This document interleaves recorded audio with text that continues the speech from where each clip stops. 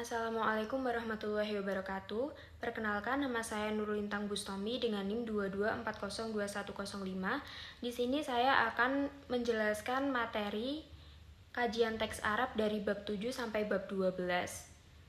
Faslun waladzi yubtilu sholat. Pengertian sholat. Sholat menurut bahasa berarti doa, sedangkan menurut istilah syara ialah suatu macam ibadah yang terdiri dari beberapa bacaan dan perbuatan yang diawali dengan takbiratul ihram dan diakhiri dengan salam.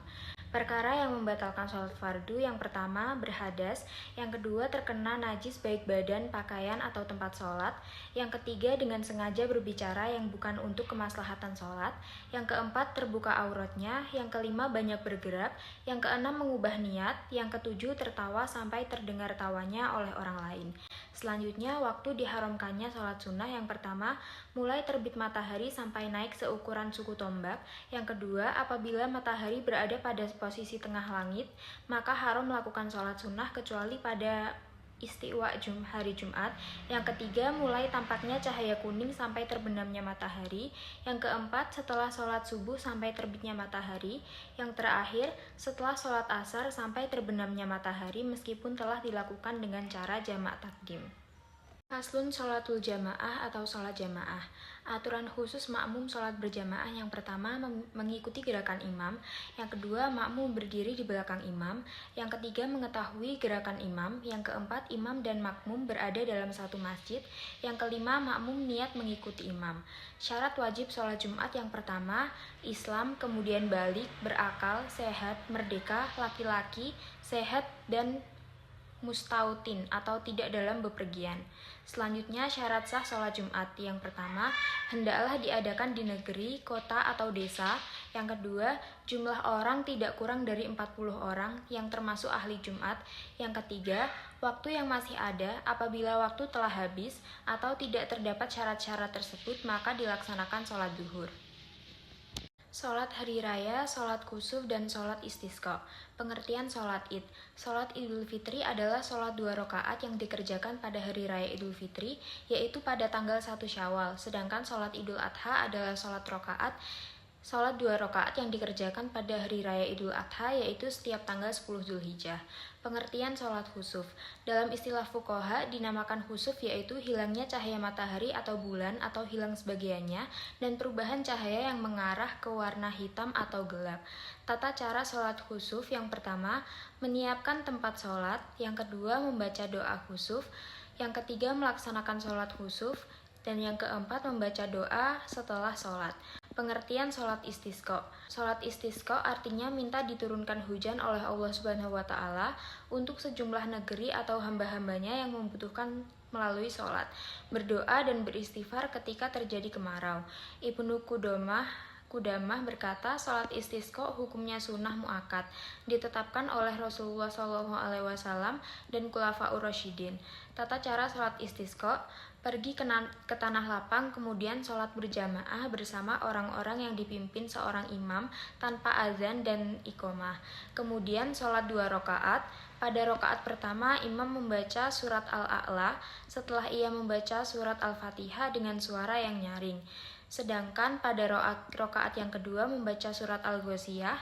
Setelah selesai sholat, hendaknya imam menghadap ke arah jamaah, kemudian ia berkhutbah di hadapan mereka dengan menghimbau mereka supaya banyak beristighfar, lalu imam berdoa yang diamini oleh jamaah, lalu imam menghadap kiblat serta mengubah posisi selendangnya, sehingga bagian sebelah kanan berpindah ke bagian sebelah kiri, serta bagian sebelah kiri berpindah ke bagian sebelah kanan, dan kemudian mengangkat tangannya, lalu orang-orang pun harus mengubah posisi selendang mereka, sebagaimana yang dilakukan seorang imam. Selanjutnya mereka berdoa sesaat kemudian bubar. Faslun sholat khauf atau sholat dalam keadaan kondisi genting atau ketakutan. Definisi sholat khauf: sholat khauf adalah sholat yang dilaksanakan dalam waktu yang tidak aman, baik disebabkan oleh peperangan, waktu kebakaran, banjir, perampokan, dan sebagainya dengan tata cara yang telah diatur oleh syara. Dasar hukum sholat khauf terdapat dalam Al-Quran Surat An-Nisa ayat 102 dan hadis Sahih Muslim nomor 1385. Syarat-syarat sholat khauf: Yang pertama, makmum hendaknya meniatkan mengikuti imam. Makmum hendaklah mengikuti imamnya sesudah imam melakukan gerakan atau bacaannya, mengetahui gerak-gerik perbuatan imam, umpamanya dari berdiri ke ruku, dari ruku ke i'tidal. Yang keempat, keduanya, imam dan makmum berada dalam satu tempat. Tempat berdiri makmum tidak boleh lebih depan dari imamnya. Imam hendaklah jangan mengikuti yang lain. Laki-laki tidak boleh menjadi makmum. Imam itu hendaklah orang yang baik bacaannya. Yang terakhir, janganlah makmum beriman kepada orang yang diketahui bahwa sholatnya tidak sah atau batal. Kita bab zakat sampai ternak yang bercampur aduk. Zakat yang diwajibkan dalam Islam yang pertama ada binatang ternak, barang berharga, biji makanan pokok, buah-buahan, dan harta. Fasol tentang nisab unta. Fasol atau permulaan nisab unta adalah 5 ekor, dan di dalamnya wajib mengeluarkan 1 ekor kambing yang telah berusia 1 tahun dan menginjak usia 2 tahun, atau kambing yang telah berusia 2 tahun dan menginjak usia 3 tahun. Di dalam 10 ekor unta wajib mengeluarkan 2 kambing, di dalam 15 ekor wajib mengeluarkan 3 ekor kambing, dan seterusnya. Fasol tentang nisab sapi. Permulaan nisab sapi itu 30 ekor. Untuk jumlah ini zakatnya 1 ekor tabi atau anak sapi jantan yang berumur 1 tahun dan masuk tahun kedua.